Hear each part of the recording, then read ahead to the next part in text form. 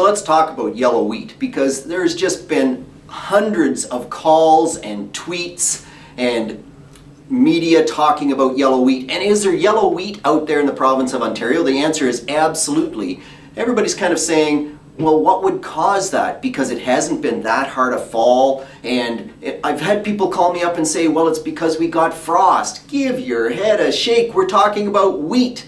Wheat has to get minus 22 to really burn the leaves off significantly with frost. And we've had what, minus 4, minus 5, maybe minus 8 in a few locations. It's not frost. What it really comes down to is just very simple environmental conditions that allow the above ground part of the plant to grow, and the roots just simply can't because of soil temperature. So out in the field it can take many different colors and permutations and combinations. I have people talking about purple leaf tips, they're talking about yellow leaves, they're talking about it looking brown in the field, and when you go out to the field you find some really distinct patterns. One of the coolest that I saw was that wherever the grain buggy ran, when they combined the soybeans, the wheels of the grain buggy exactly to the line we had yellow wheat. The rest of the field, the wheat looked fine. And so what is that telling you? That's telling you it's a compaction issue in that field, and it's really telling the grower that he should get off his duff and get low pressure tires or tracks or something on that grain buggy so he can grow a decent wheat crop, and just don't let the soybean crop screw my wheat crop up yet again.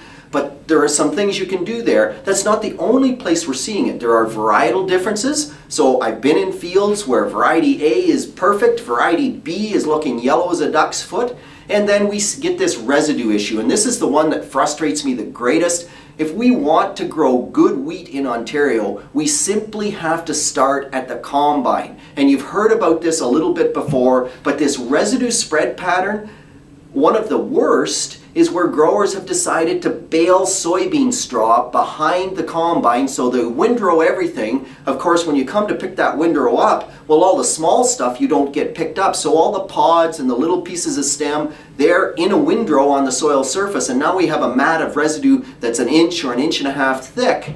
And we push the wheat seed down in there and we think we've got the world by the tail. Well, guess what? That's where the wheat is yellow. Why is it yellow there? Because underneath the residue, it's cooler, it's damper, we're not getting as good a root growth. On the hard knolls, we see these yellow spots as well. What's going on? We've had reasonably warm days. And so we get days that are 8-9 degrees Celsius. The above ground part of the plant can grow and grow very, very well. But we've also had really cold nights. And lots of times at night it freezes. So we get that inch of frost or something like that on the soil surface. So our soil temperatures on average are staying very, very cold. Down where we're trying to grow roots, they're 2, 3, 4 degrees. The roots can barely grow. Our root growth has been very restricted. And the compaction indicator as well in some of those areas proves that. As the plant continues to grow above ground, it needs nutrients. If it can't grow roots below ground, it can't access the nutrients. So guess what? Eventually it runs out of the nutrients in the seed. Once that happens, if it can't suck it out of the soil, well, it simply can't sustain new growth, and those leaves run out of nitrogen or potash or phosphorus or something, and when that happens they turn yellow because they can't photosynthesize, and we get yellow wheat.